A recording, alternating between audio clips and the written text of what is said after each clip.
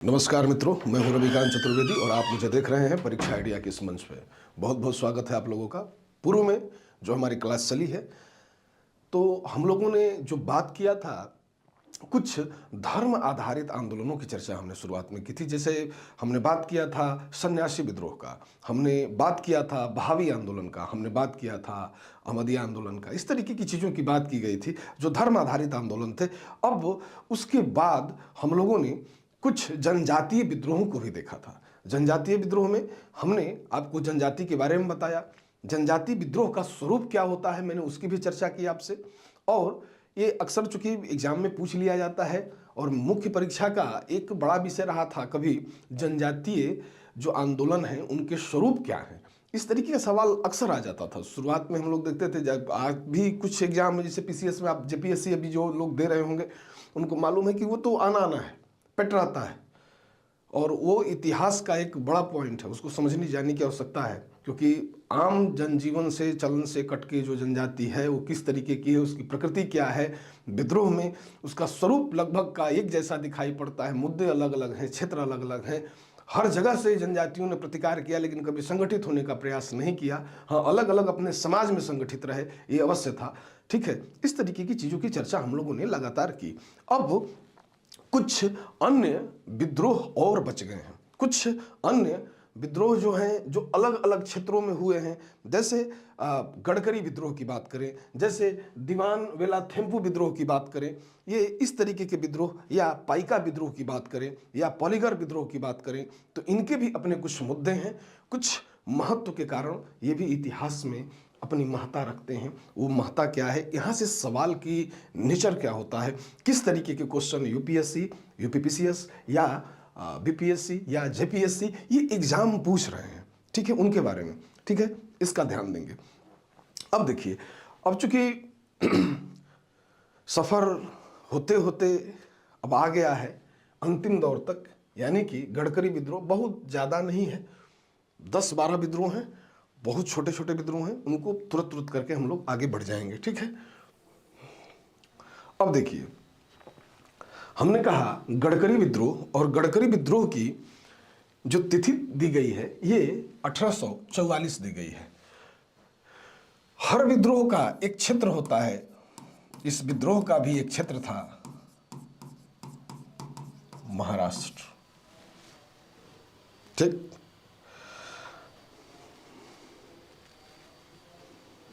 एक गडकरी है कौन, ये क्या पहचान है इनकी, कौन लोग हैं ये मराठा जो किले होते थे, तो मराठा किलों में कार्य करने वाले जो अनुवांशिक सैनिक जाति के लोग हैं, यही इतिहास में गडकरी के नाम से जाने जाते हैं।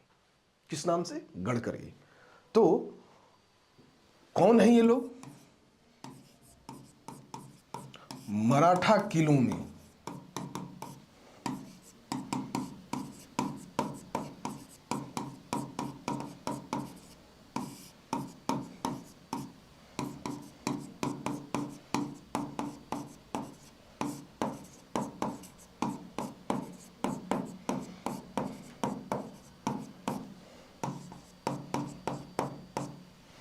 मराठा किलों में सैनिक कार्य करने वाले, यानी कि, और सैनिक कार्य कैसा? अनुवांशिक रूप से सैनिक कार्य करने वाले लोग हैं, ठीक है। ये लोग, इन्हीं को एक जाति थी और उसी जाति के नाम पे गडकरी विद्रोह है। यानी कि मराठा किलों में अनुवांशिक रूप से सैनिक कार्य करने वाले लोग जो बाद में क्या होते हैं, एक जाति के रूप में हो जाते हैं, और यही जाति विद्रोह करती, ठीक है। दूसरी चीज, विद्रोह क्यों कर दिया? अनुवांशिक रूप से सैनिक कार्य तो कर ही रहे हैं, तो सवाल उठा विद्रोह क्यों हुआ? विद्रोह इसलिए हुआ कि जब अंग्रेजी राज्य ने मराठा आधिपत्य का भी जब अवरोहण कर लिया, उसको भी ब्रिटिश साम्राज्य में मिलाना शुरू किया, तो वहाँ पे उनके क्षेत्रों में अपने नियम कानून चलाने शुरू किए। तो मराठा किले, चूँकि मराठों का शासन और शिवाजी की जो विजय हम लोग पढ़ते हैं तो हमेशा ध्यान रखते हैं कि शिवाजी ने अपने राज्याभिषेक से पहले ही न जाने कितने किले जीते, हम पाते हैं कि 26-27 में जन्म होता है, 27 में, और उसके बाद 18-19 साल की अवस्था के बाद तो हम पाते हैं कि किलो पर किला उन्होंने जितना शुरू कर दिया था। 44-45 तक तो उनके पास न जाने 29 से 30 किलो उनके हाथ लग गए थे। ये उन्हीं किलो में काम करने वाली अनुवांशिक रूप से सैनिक जाति थी, जो शिवाजी को सेवा दी, पेशवाओं को सेवा दी, छत्रपतियों की सेवा दी, यानी कि सबकी सेवा करते आ रही थी। अब जब ब्रिटिश शासन यहाँ इस क्षेत्र में लागू हुआ तो उनके जो कार्य चीज थी, पद्धति थी, उनका ब्रिटिश लोगों ने देखा, अवलोकन किया और उनकी छटनी प्रारंभ कर दी, उन्हें निकालना शुरू कर दिया। जानते थे कि इनकी स्वामी भक्ति मराठों के प्रति है। अभी भी ये वैसी जनजाति थी जो मराठों के लिए क्या थी, भले शासन लागू हो गया लेकिन इनके मन में मराठे ही बसे हुए थे। तो इनकी छटनी शुरू कर दी।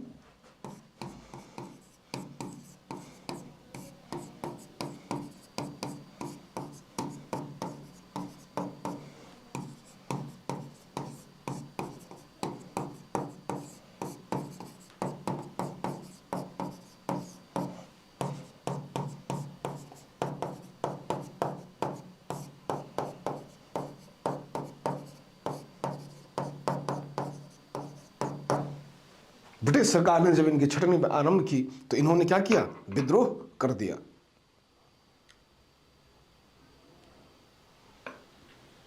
और इस क्रम में इन्होंने 2 मराठा दुर्गों को जीता। पहला जो मराठा दुर्ग था जिसे जीता गया उसका नाम था समनगढ़। क्या नाम था? समनगढ़। और दूसरा भदरगढ़।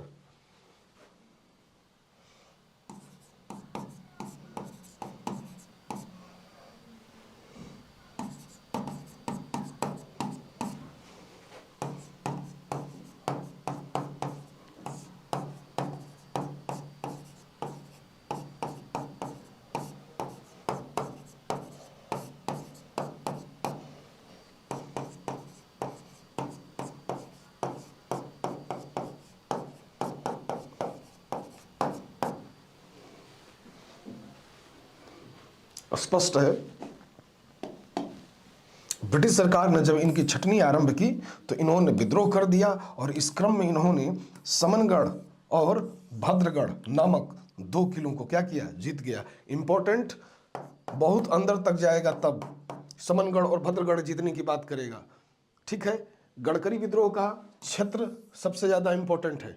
ठीक, और वर्तमान समय में आप देखते होंगे कि एक मिनिस्टर है, उनका नाम है नितिन गडकरी, ध्यान रखिएगा। और वो कहाँ से हैं? महाराष्ट्र से हैं। इस चीज़ को वहाँ से लिंक करके आप जोड़ सकते हैं। ठीक, फिर महाराष्ट्र किले में रहने वाली अनुवांशिक जाति जो सैनिक रूप में पुश्तों से कार्य कर रही थी, ठीक, वही है कौन? गडकरी। इनका ये आइडेंटिफिकेशन है, इनकी पहचान है। ठीक, इसमें इससे ज़्यादा या आगे कुछ पूछा नहीं जाएगा आपसे, अभी तक नहीं आया है। बहुत होगा। तिथि घटित कब हुआ? ठीक है, अब इसके बाद एक नेक्स्ट विद्रोह पे चलते हैं। दीवान वेला थेम्पू का विद्रोह त्रावणकोर से जुड़ा हुआ है, दीवान है। और अंग्रेजी राज ने जब केरल में कोच्चिन, चिरकल, त्रावणकोर इनका अधिग्रहण शुरू किया तो दीवान की पदवी घटी, दीवान का वैल्यू घटा। दीवान ने अपने वैल्यू को बचाने के लिए एक विद्रोह किया। उसी के प्रारूप को अब देखना शुरू करते हैं, यानी इसके बाद दीवान वेलो थम्पी का विद्रोह।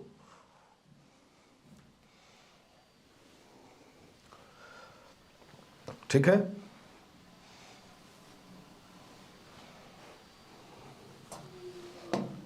अब जरा समझते हैं कि दीवान वेला थम्पू का विद्रोह हुआ कब?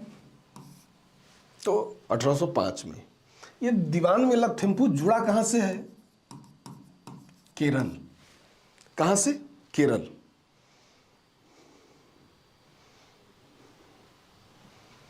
कैसे? अब हमने कहा कि त्रावणकोर, चिरकल, कोच्चिन, ये सभी राज्य कहां दिखाई पड़ रहे हैं? ये केरल के त्रावणकोर राज्य से था, लेकिन विद्रोह का जो क्षेत्र था वो केरल न होकर तमिलनाडु वाला था। समझे? राज्य ये तीनों किसका है? केरल का है। मामला क्या घटित हुआ? त्रावणकोर के शासक ने वेलेजली के साथ सहायक संधि कर ली। ठीक, क्या की? सहायक संधि स्वीकार करने पर जोर दिया, या कह सकते हैं कि त्रावणकोर के शासक से वेलेजली ने सहायक संधि स्वीकार करने पर जोर दिलवाया या देने का प्रयास किया। इस कारण हम पाते हैं कि शासक को ही हटा दिया गया।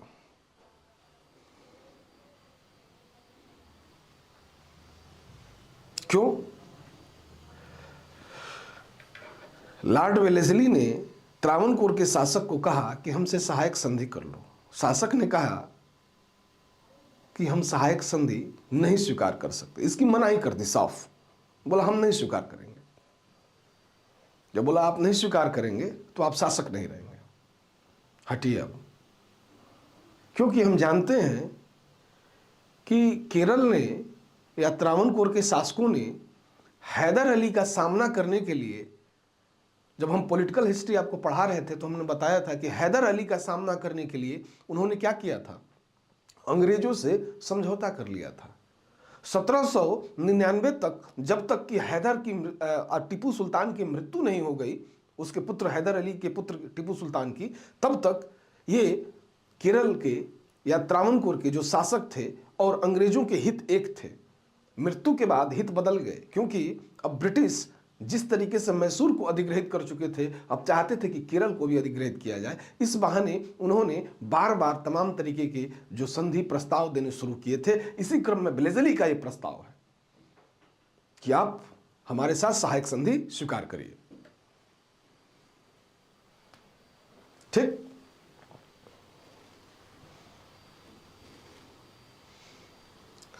और जब वहां के स्थानीय शासक ने वेलेस्ली की सहायक संधि को स्वीकार नहीं किया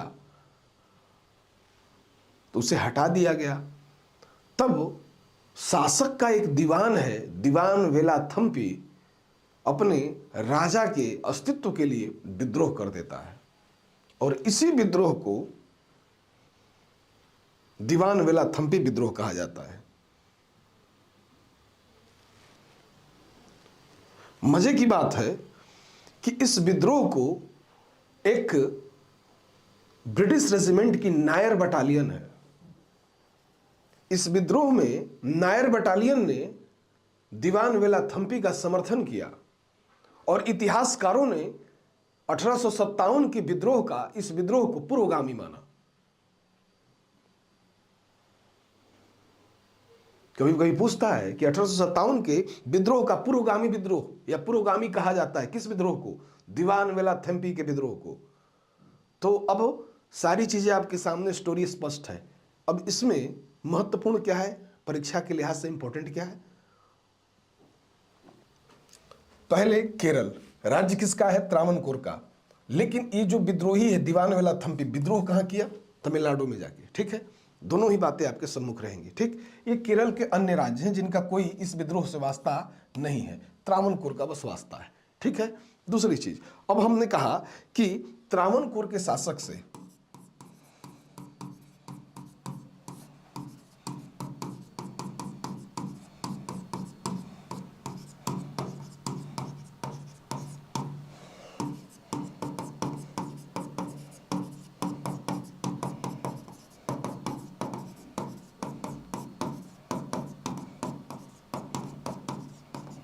स्वीकार करने को कहा, तथा उसके मना करने पर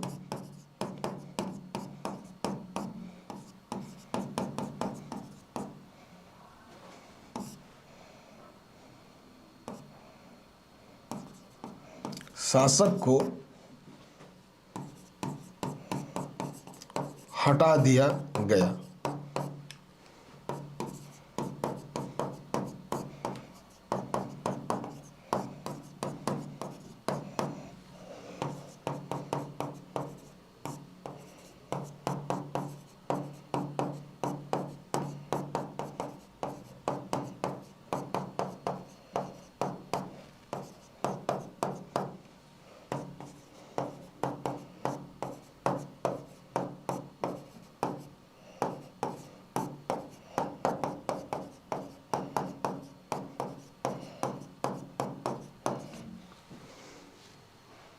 त्रावणकोर के शासक से वेलेस्ली ने सहायक संदेश स्वीकार करने को कहा तथा उसके मना करने पर शासक को हटा दिया गया। इससे नाराज होकर शासक के दीवान ने विद्रोह किया। इसे दीवान वेलाथम्पी का विद्रोह कहा जाता है। बस ये हो गया एक इंपॉर्टेंट पार्ट, लेकिन इसके अंतर्गत कुछ चीजें और हैं। क्या हम कहते हैं कि इस विद्रोह को नायर बटालियन ने समर्थन दिया था।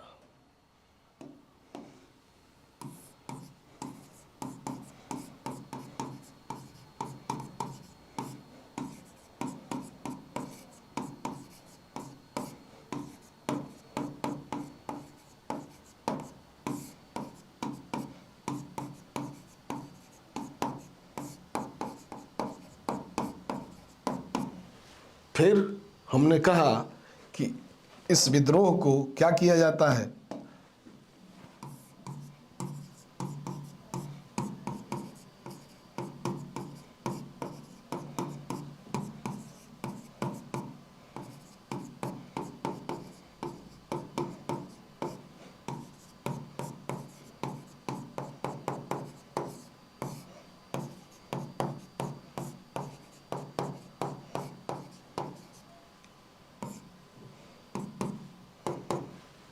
और क्यों पुरोगामी माना गया? क्योंकि यहाँ पे पा रहे हैं कि नायर बटालियन सैनिक विद्रोह था।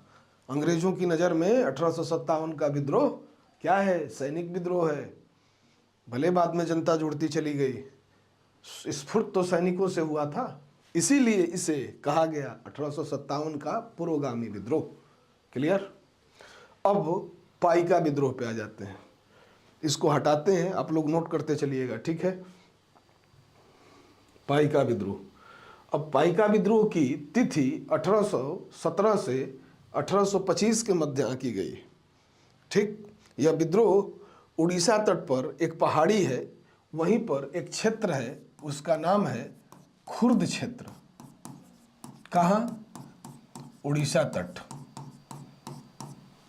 ठीक है, यहीं पर पाइकों को पहले लगान मुक्त भूमि प्राप्त थी। इस क्षेत्र में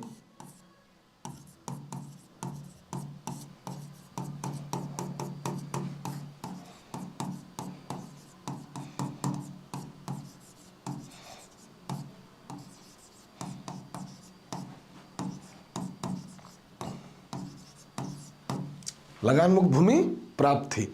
लेकिन जब लगान मुक्त भूमि प्राप्त थी तो विद्रोह क्यों हो गया भाई? हुआ क्या कि जब ब्रिटिश शासन वहां भी लागू हुआ तो इनसे लगान लिया ले जाने लगा। बाद में इनसे लगान लिया जाने लगा।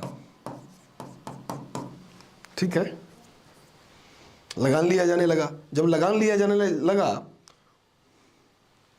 तो पाइका लोगों ने इसके खिलाफ आवाज उठाई। पाइका का एक नेता हुआ उस समय जगबंधु। 1817 में जगबंधु के नेतृत्व में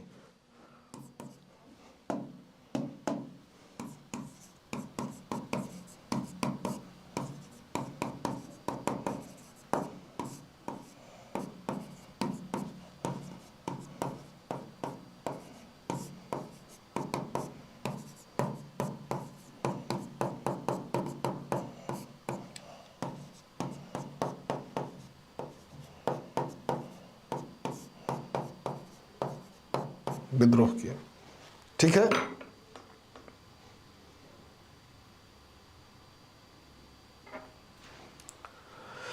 जगबंधु के नेतृत्व में यह विद्रोह इतना तीव्र था कि इन लोगों ने पुरी से अंग्रेजों को भगा दिया।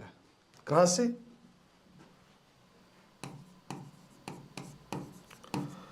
पुरी से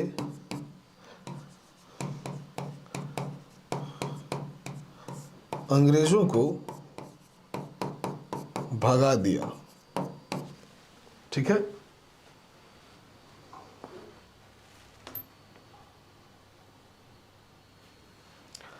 अब भगा क्या दिया? युद्ध हो गया, लड़ाई हुई, अंग्रेज हारे और पुरी पर इनका अधिकार हो गया। कुछ समय के लिए पूरी अंग्रेजों को छोड़ना पड़ गया।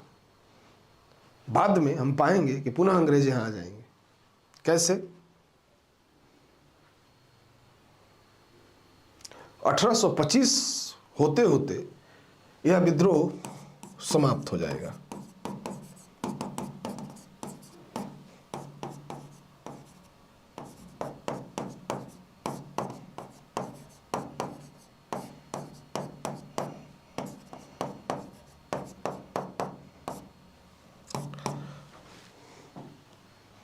ठीक, यानी कि 1825 तक यह विद्रोह समाप्त। सवाल तिथि को लेकर कब से कब तक? 1817 से 25। किनका विद्रोह? तो पाइका लोगों का। पाइका लोगों की क्या पहचान? खुर्द क्षेत्र। कहां? उड़ीसा। विद्रोह का कारण, पाइका लोग पहले लगान मुक्त भूमि प्राप्त थी और उस पर जब बाद में अंग्रेजों के द्वारा लगान लिया जाने लगा तो क्या किया? इन्होंने विद्रोह कर दिया। और इनका नेतृत्व कौन कर रहा है? जगन्नाथ। ठीक, जगन्नाथ के नेतृत्व में इन्होंने 1817 में विद्रोह शुरू किया और हम पाते हैं उसका परिणाम कि पूरी के इलाके यानी पूरी क्षेत्र पर इन्होंने अंग्रेजों को हराया और वहाँ पे अधिकार कर लिया। यानी कि पूरी कुछ समय के लिए अंग्रेजों को छोड़ना पड़ गया और हम पाते हैं कि पुनः 1825 में अंग्रेजों ने पूरी पे अधिकार कर लिया। ठीक है, चलिए इसमें कुछ अब विशेष नहीं है, इससे आगे बढ़ते हैं। पालीगरों का विद्रोह 1799 से 1801 तक, यानी कि ये भी बहुत ज़्यादा लंबे समय तक नहीं है। छुटपुट विद्रोह हैं, छोटे छोटे हैं।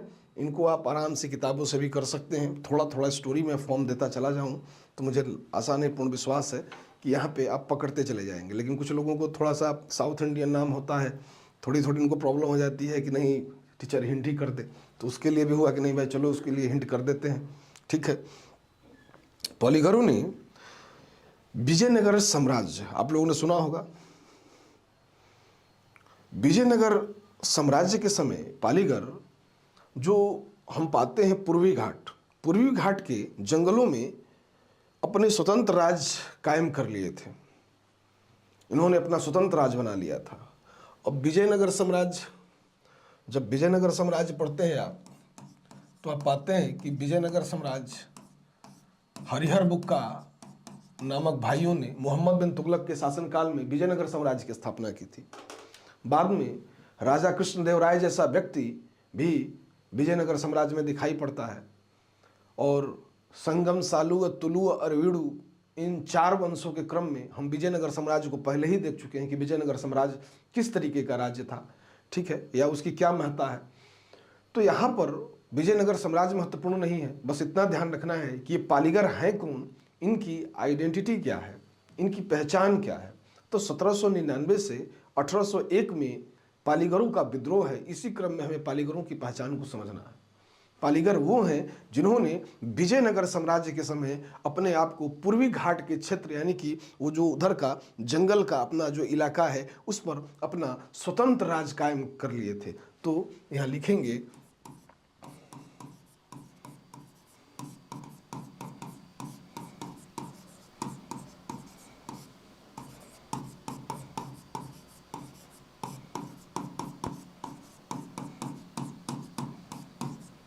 पालीगरों ने क्या किया?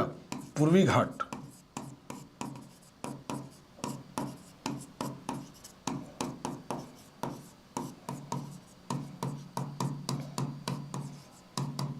जंगली क्षेत्रों में अपना स्वतंत्र राज कायम किया।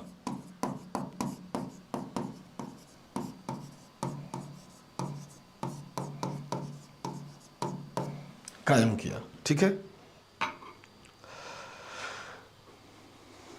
जब ये स्वतंत्र राज कायम किए तो ये अपने साथ एक विशेषता रखते थे, हमें हमेशा अपने साथ हथियारबंद दस्ते रखते थे। क्या रखते थे? हमेशा, ऑलवेज ये लोग हथियारबंद दस्ते रखते थे।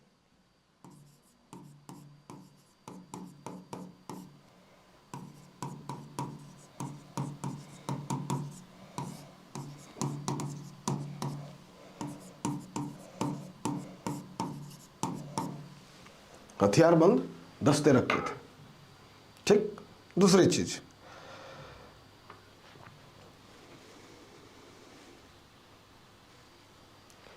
इनका विद्रोह कब होता है और कहां होता है? इनका विद्रोह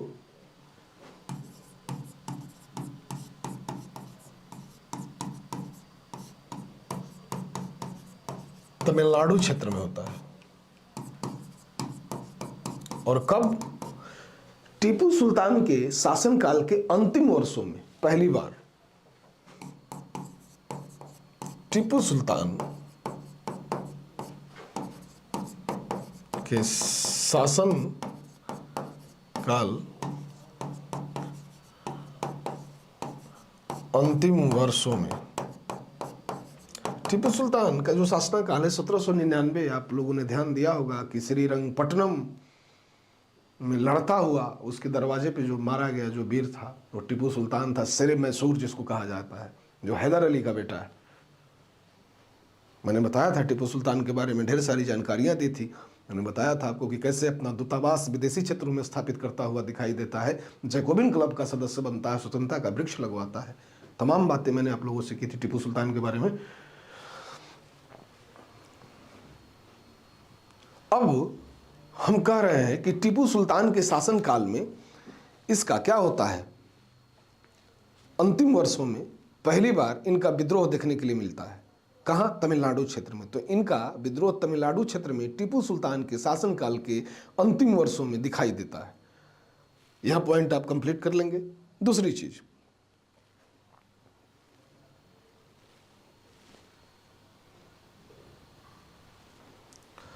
जब टीपू सुल्तान और अंग्रेजों के मध्य संघर्ष हुआ तो हम पाते हैं कि उस संघर्ष में टीपू की पराजय हुई और अंग्रेज विजयी रहे। जब अंग्रेज विजयी हुए तो उनके खिलाफ पालीगरों ने विद्रोह कर दिया। क्या किया? विद्रोह कर दिया। और हम पाते हैं कि टीपू की मृत्यु 1799 में हुई। 1799 से लेके 1801 तक के समय में इन्होंने अंग्रेजों को भीषण संघर्ष दिया।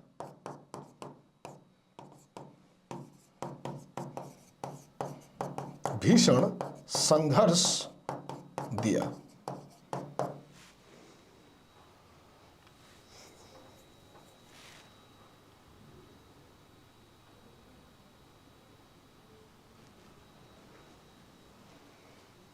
लेकिन एक चीज समझ में नहीं आ रही कि 1799 से 1801 तक, यानी कि कुल मिला के 2 वर्ष ये विद्रोह हुआ, तो बिना नेतृत्व के विद्रोह नहीं हुआ होगा। इसका नेतृत्व जरूर किसी ने किया होगा।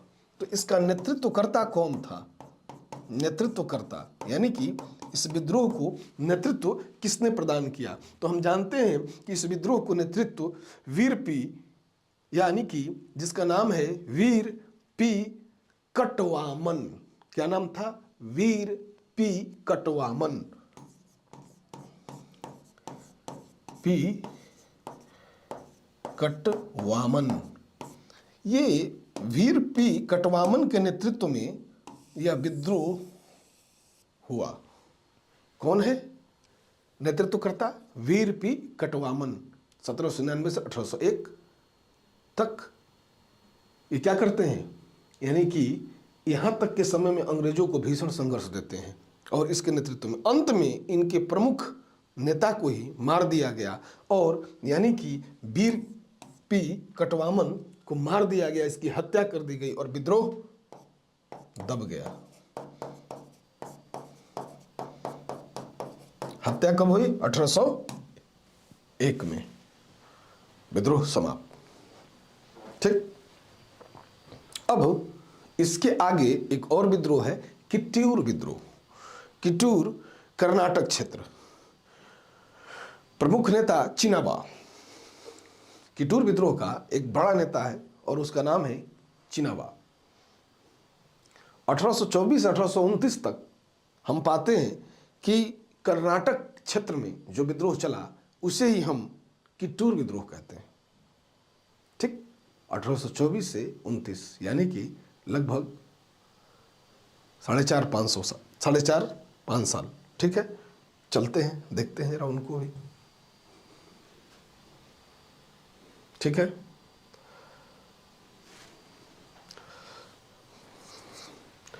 अब इस विद्रोह की महत्ता क्या है?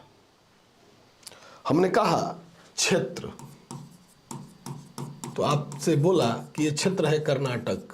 कब से कब? 24 से 29। फिर मैंने कहा नेता, नेता चिनाबा। कौन है नेता? चिनाबा।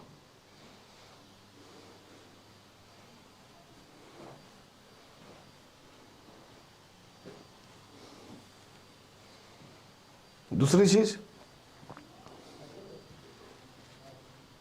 यह विद्रोह कर्नाटक का एक जगह है जिसे किट्टूर कहा जाता है। यह विद्रोह कर्नाटक के किट्टूर क्षेत्र में घटित हुआ, इसलिए इस विद्रोह का नाम किट्टूर विद्रोह है। यानी कि किट्टूर क्षेत्र में घटित होने के कारण इस विद्रोह का नाम किट्टूर। किट्टूर है कहां? कर्नाटक में, सीधी बात। ठीक।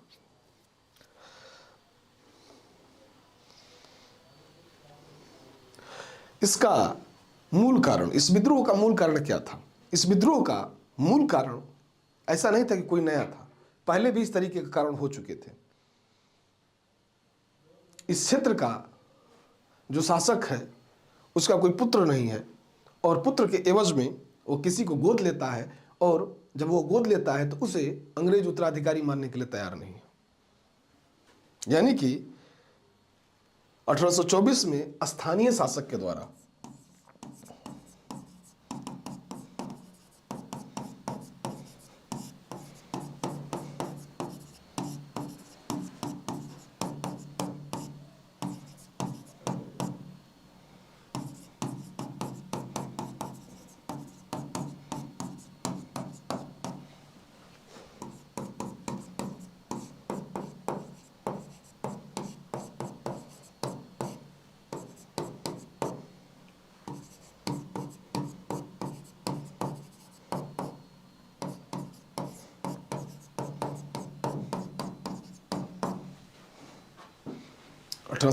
में स्थानीय शासक के द्वारा जब उत्तराधिकार हेतु गोद लिया गया तो इसे वैध नहीं माना गया। और वैध कौन नहीं मानेगा? अंग्रेज। उत्तराधिकारियों को मान्यता देने से क्या करेंगे? इनकार कर देंगे। जब इनकार करेंगे तो इस विद्रोह का नेतृत्व चिनाबा के द्वारा किया जाएगा। यानी एक विद्रोह फूट पड़ेगा और उसका नेतृत्व कौन करेगा? चिनाबा। इस कारण विद्रोह फूट पड़ा।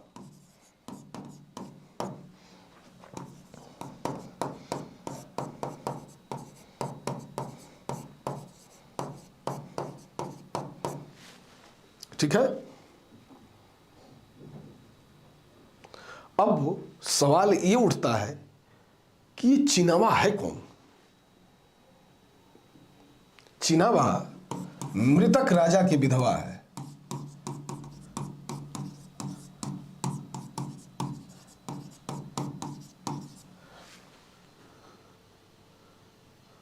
और ये अपने राजा की मृत्यु के उपरांत इसकी विधवा चिनाबा स्थानीय शासक की भूमिका में। ठीक है, यहां तक कोई दिक्कत नहीं होनी चाहिए। ठीक, बात समझ रहे होंगे? चलिए अब समझते हैं कि इस विद्रोह का अंत कैसे हुआ।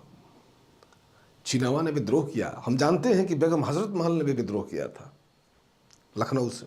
1857 के विद्रोह में बेगम हजरत महल पाई जाती हैं। इसी तरीके के जस्ट सेम कारण हैं बेगम हजरत महल के कि भाई उसके पुत्र को क्या किया? नवाब नहीं माना। और सेम एकदम डिट्टो कारण लक्ष्मीबाई वाला, जहाँ पे हम पाते हैं कि लक्ष्मीबाई के जो पति हैं गंगाधर राव, उनकी मृत्यु हो जाती है और वो क्या करती हैं? उत्तराधिकार के लिए दामोदर राव को प्रस्तावित करती हैं, अपने पुत्र को गोद लेती हैं, और उसको अंग्रेजों ने मानने से इनकार कर दिया। और उस महिला ने भयानक युद्ध किया। और सर ह्यूरोज, जो उस समय झांसी विद्रोह को दबाने के लिए जाना जाता है, उसने कहा कि जितने भी विद्रोही थे उनमें एक मात्र मर्द यही है।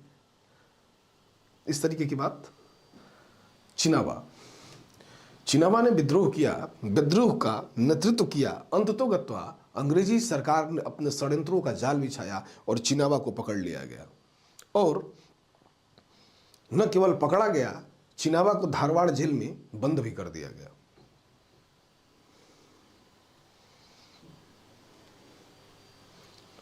धारवाड़ जेल में ही चिनावा की मृत्यु हो गई।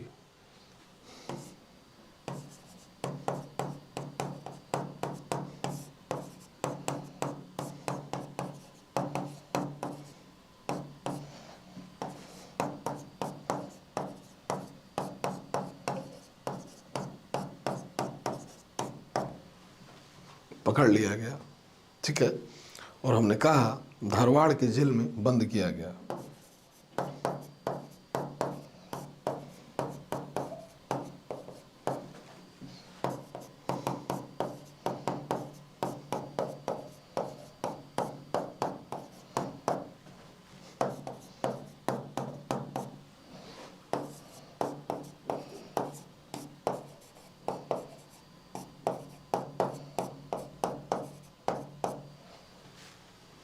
ठीक है, अब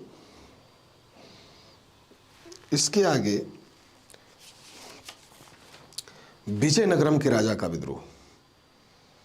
1794 में विजयनगर के राजा से जब एक अंग्रेजी रेजिडेंट रखने को कहा गया और अधिक रुपए की मांग की गई अंग्रेजों के द्वारा कि भाई एक अंग्रेजी रेजिडेंट भी रखेंगे और उसके एवज में आप पैसा भी बढ़ा कर देंगे। इस बात से त्रस्त होकर विजयनगर के राजा ने अंग्रेजों के खिलाफ विद्रोह कर दिया और इस विद्रोह को दबा दिया गया तुरंत। 1794 में एक छोटा सा विद्रोह है, इसको आप लोग कर लीजिएगा। आगे चलते हैं, विजयनगर के राजा का विद्रोह। विजयनगर के राजा का विद्रोह में मैंने कहा कि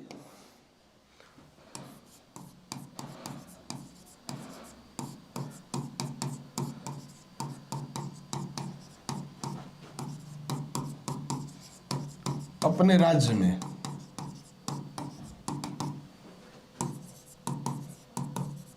अंग्रेजी रेजिडेंट रखने को कहा गया तथा इसके एवज में अधिक रुपए की मांग की गई।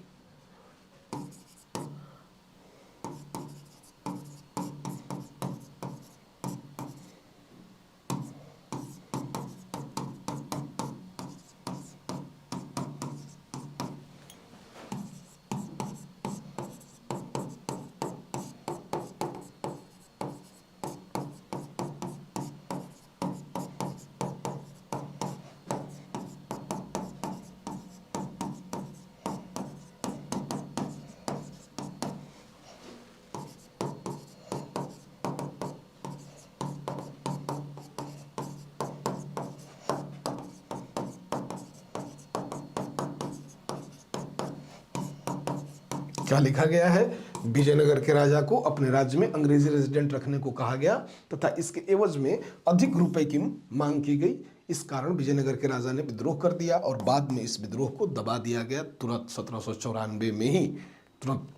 ठीक है, अब इसके आगे एक महत्वपूर्ण विद्रोह है, बड़ा शानदार विद्रोह है और एक लंबा विद्रोह है। ठीक, लेकिन उसके बहुत ही छोटे पार्ट को देखेंगे। 1836 से 51 तक की अवधि में मोपला विद्रोह भारत में 1836 से 51 तक चला। फिर मोपला विद्रोह 1920-21 में भी आपको दिखाई देगा, जब गांधी का असहयोग आंदोलन शुरू होता है उस समय भी मोपलाओं का विद्रोह शुरू होता है। मोपला लोग कौन थे?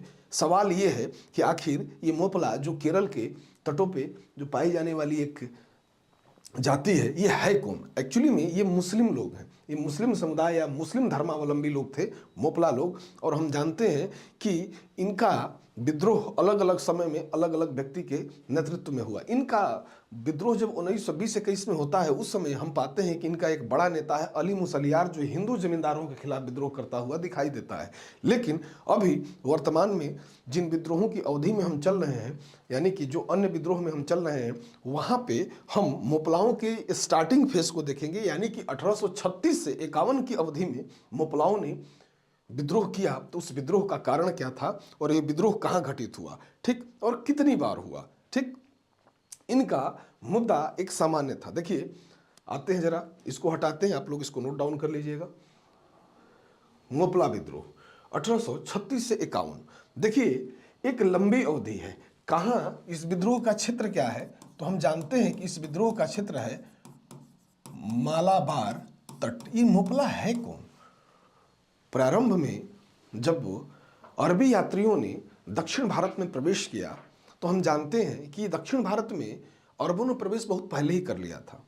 जहां हम पढ़ते हैं कि उत्तर भारत की तरफ 711-12 की तरफ हम जानते हैं कि मोहम्मद बिन कासिम का आक्रमण होता है, अरबों का भारत में आक्रमण होता है, सिंध राज्य में पहली बार अरबी प्रणाली की शुरुआत होती है। उसके पहले ही दक्षिण भारत में मुस्लिमों का आगमन हो चुका था। ठीक, राष्ट्रकूट जब राजा थे उन्हीं के समय मुस्लिम मस्जिदों का निर्माण उनके राज्यों में हुआ, इस तरीके का उल्लेख भी दिखाई पड़ता है, यानी कि इतिहास में इस चीज़ की भी जानकारी मिलती है। अब देखिए सवाल ये उठता है कि ये मोपला थे कौन? तो मोपला पूर्व में अरबी व्यापारी लोग थे जो बाद में केरल के मालाबार तटों के आसपास बस गए थे। ये व्यापारी लोग थे, बाद में केरला में ही रच बस गए, केरला के होकर रह गए। ठीक है, इन्हीं को मोपला कहा गया है। ठीक ठीक, क्या कहा गया? मोपला कहा गया।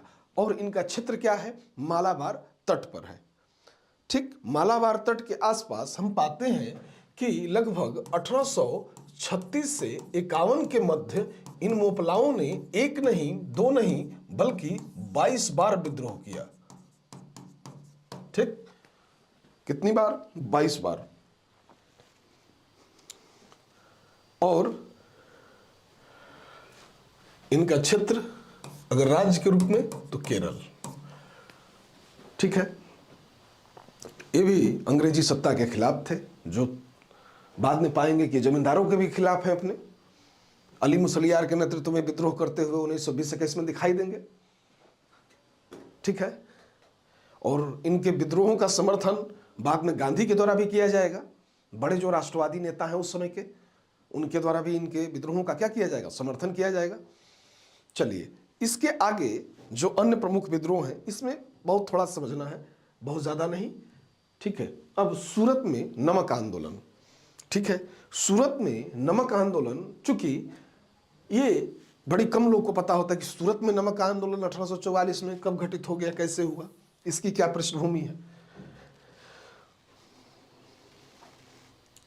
जब गुजरात के क्षेत्र में नमक का दाम आधा मन, कहते हैं ना कि आधा रुपया प्रति मन, पहले क्या था? आधा रुपया प्रति मन, यानी कि 1 रुपया होता है, 1 रुपया में हम जानते हैं कि 2 50 पैसे हो सकते हैं। 50-50 पैसे यानी कि 100 पैसे का 1 रुपया होता है।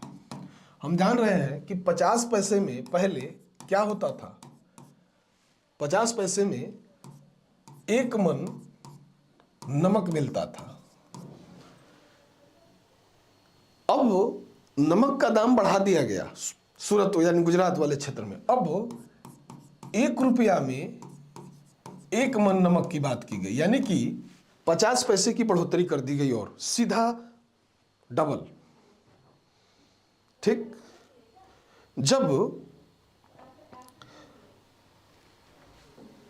गवर्नमेंट ने यह प्रावधान लाया कि पहले वाली व्यवस्था को समाप्त कर नवीन व्यवस्था जब बहाल किया, तो वहां के स्थानीय लोगों ने विद्रोह कर दिया या विद्रोह फूट पड़ा।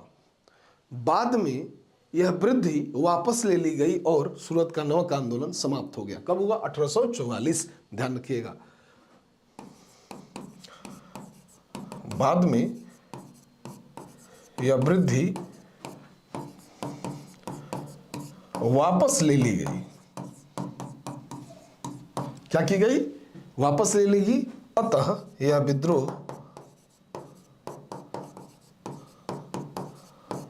समाप्त हो गया। ठीक है, ये बात समझ गए होंगे। अब चलिए इसके आगे एक और विद्रोह है, बघेरा विद्रोह। वो भी गुजरात मंडल में ही हो रहा है, 1818 से 19 के मध्य।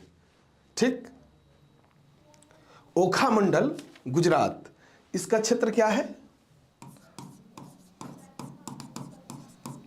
ओखा मंडल गुजरात, ये इसका क्षेत्र है, ओखा मंडल गुजरात।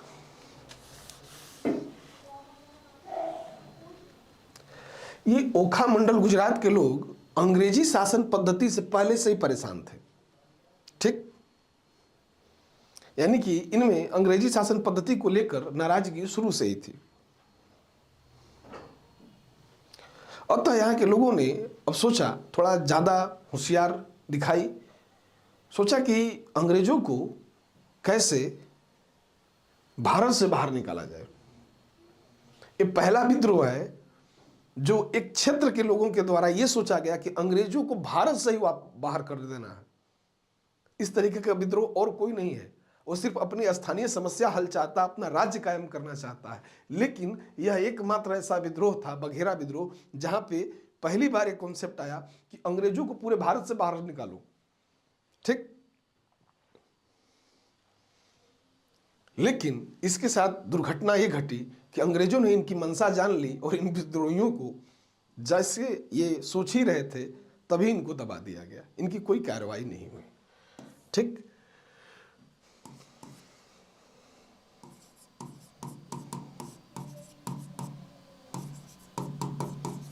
आरंभ से अंग्रेज विरोधी।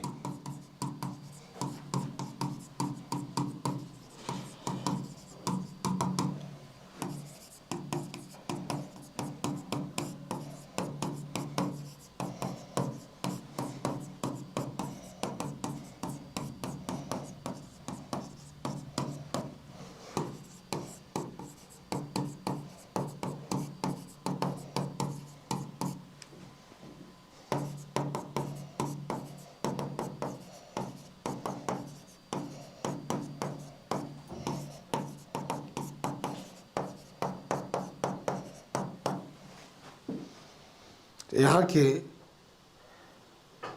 जो निवासी हैं या यहाँ के जो क्षेत्र के लोग हैं, यहाँ के लोग, यहाँ लिख लीजिएगा, लोग आरंभ से ही अंग्रेज विरोधी हैं। अतः अंग्रेजों को भारत से बाहर निकालने की योजना बनाई। बाद में यह विद्रोह दबा दिया गया। ठीक, अब चलिए एक लास्ट और बचता है, कच्छ विद्रोह, अंतिम है। ठीक, मैं भी समझ रहा हूँ दम टूट रहा होगा कि विद्रोह पे विद्रोह, विद्रोह पे विद्रोह, बहुत आसान है। जैसे समझा रहा हूं समझते चलिए, एकदम आराम से हो जाएगा। कच्छ विद्रोह 1819 से 31 ईस्वी तक, यह भी हम पा रहे हैं कच्छ का जो क्षेत्र है उसमें हुआ है। इस विद्रोह का जो प्रमुख नेता है उसका नाम था भारमल, और एक अन्य नेता है झरेजा। ठीक, कच्छ विद्रोह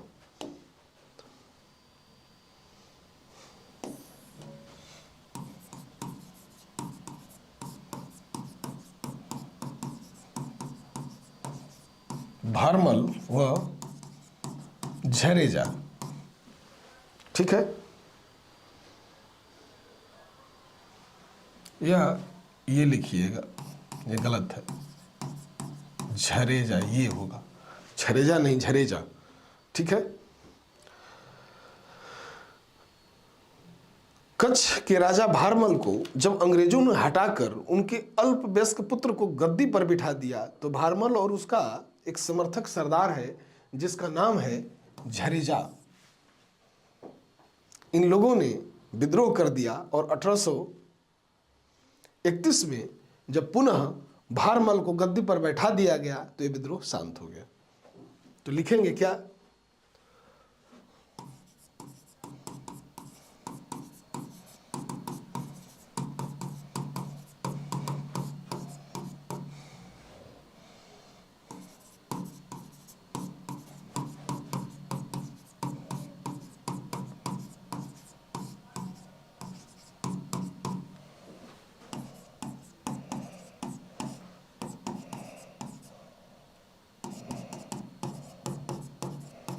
उसके पुत्र को बैठा दिया।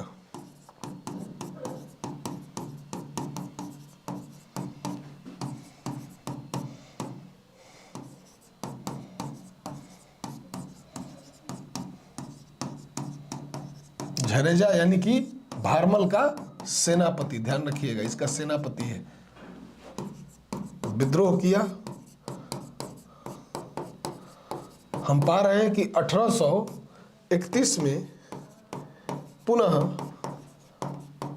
भारमल क्या करता है, गद्दी पर बैठता है।